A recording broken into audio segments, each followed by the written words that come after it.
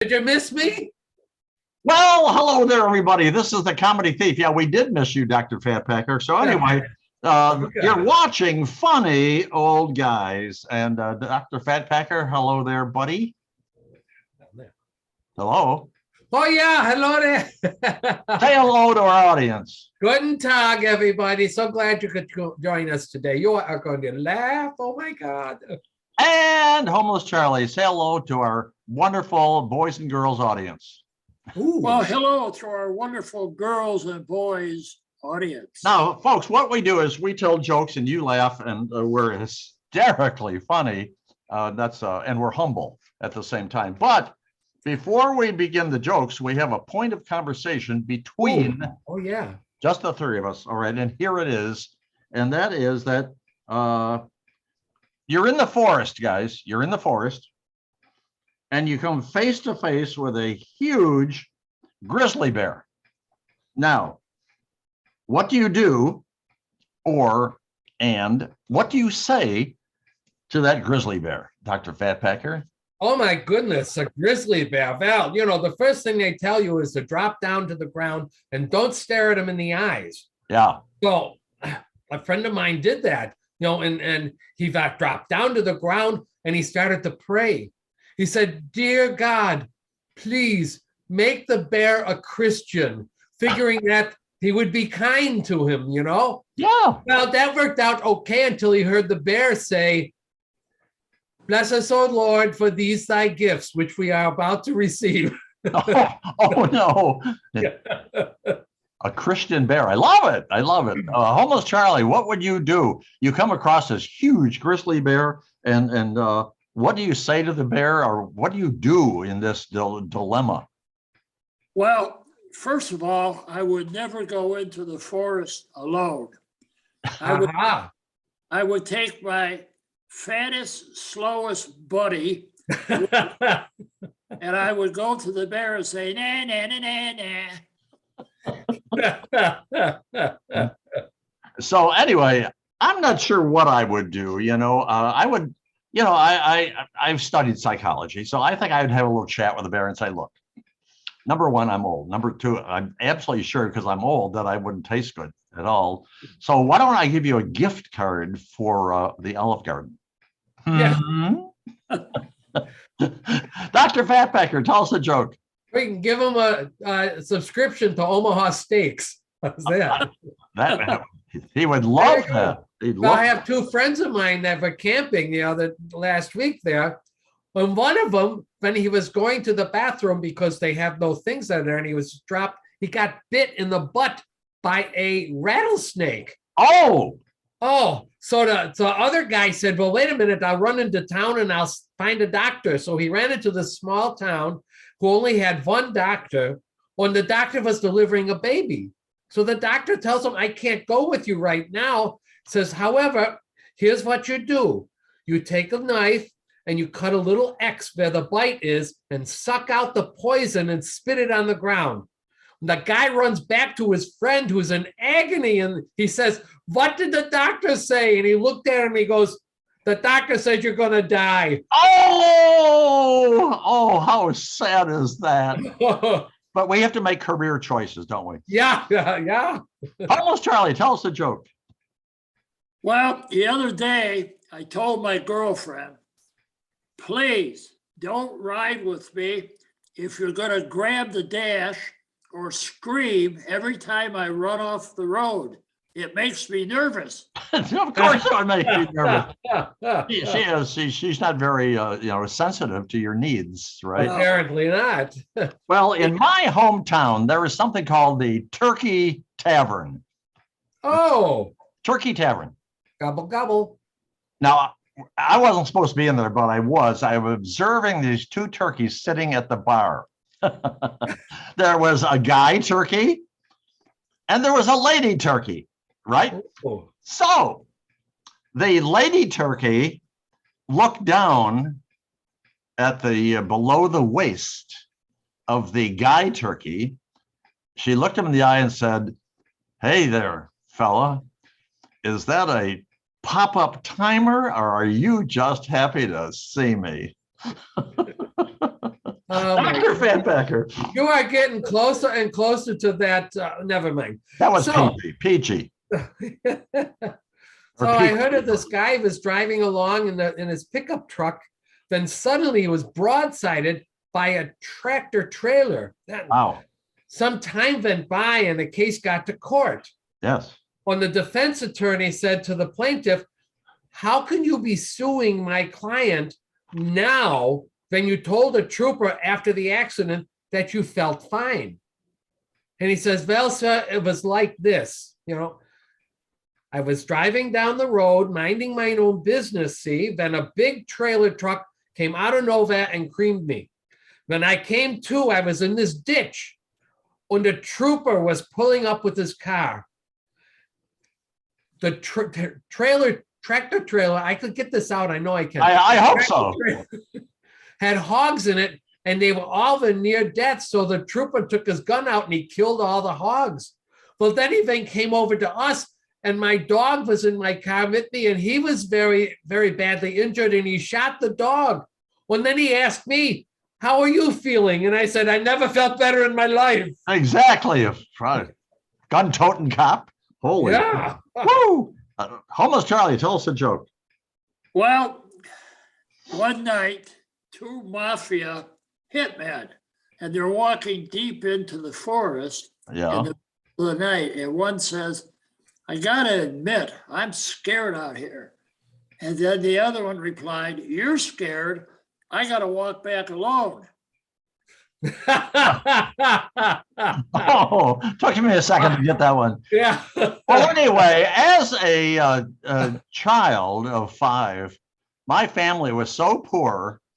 How poor were they? They were so poor that when I had to have an x-ray, the doctor just picked me up and held me up to the light. That's Oh, what he did. So Oh, there, goodness. Dr. Fatpacker. well, I was thinking back on the history and how all these things change as we go through life. Yes. Like, take for example, in 1998, what were you told as a kid? Don't get in the car with strangers, right? Yeah. In 2008, you were told, don't meet people from the internet. Now, today it's order yourself a stranger to get in the car from the internet. And just combine the whole thing and you'll be safe as can be, or Apparently, I don't know. or not. Homeless Charlie, tell us a joke. Well, interesting, but today, 13-year-olds, 12-year-olds are having relationship stress. Yeah. Oh, I was that age. I used to close the refrigerator door slowly to see how the light went off. Oh, how exciting was that? Well, you guys know, because based upon our friendship and so on, that I am an inventor and I'm very creative. I've come up with a new women's brassiere, and unlike the traditional sizes, they are 5 creative new sizes for the brassieres. Okay. all right. Okay. Sock it to me. There is small, medium, large, and oh my God. Sorry, Oh, my ladies. goodness. Sorry, ladies. Okay, I got to see what time it is here. Do we? All right. Hey, How are we doing here? Oh, you we're know what doing a fine. zebra is? Tell us a joke. You know what a zebra is? No. The largest size. Zebra. Oh! Good. I'll let you have another if you want. Oh, okay, very good. I can do that, So this woman in the bar says she wants to have plastic surgery to enlarge her breasts. And I heard her husband say to her, hey, you don't need surgery to do that. I know how to do it without surgery. Oh. And he says, well, how do I make that? How do I do it without surgery? And her husband says, rub toilet paper between your breasts. She goes, how is that going to make it bigger? He says, I don't know, but it worked for your butt. Oh. And that's when the fight began. Yeah. And that's when the fight began. Homeless Charlie, tell us a joke.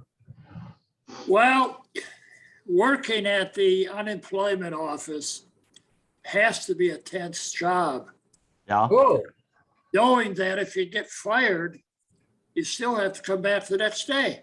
Yeah, it's so absolutely confusing. Well, yeah. this is here's a fact, all right? And it's called the impossible task. Oh, Did you? apparently it was very funny. Oh, I was trying to think what the task was. The impossible task is it's impossible for anybody to lick their elbow. Now, right now, there's 197 people watching this video trying to lick their elbow. Oh. Or excuse me, Dr. Fatbacker, this is your last one.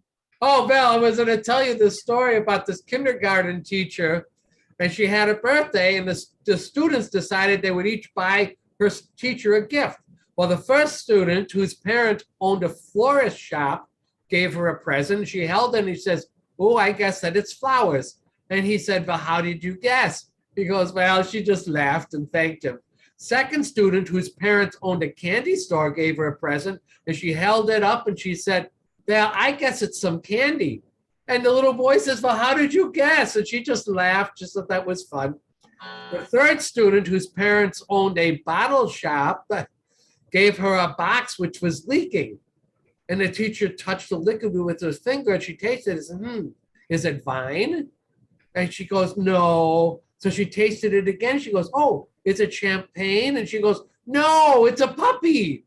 A puppy. Oh, yuck.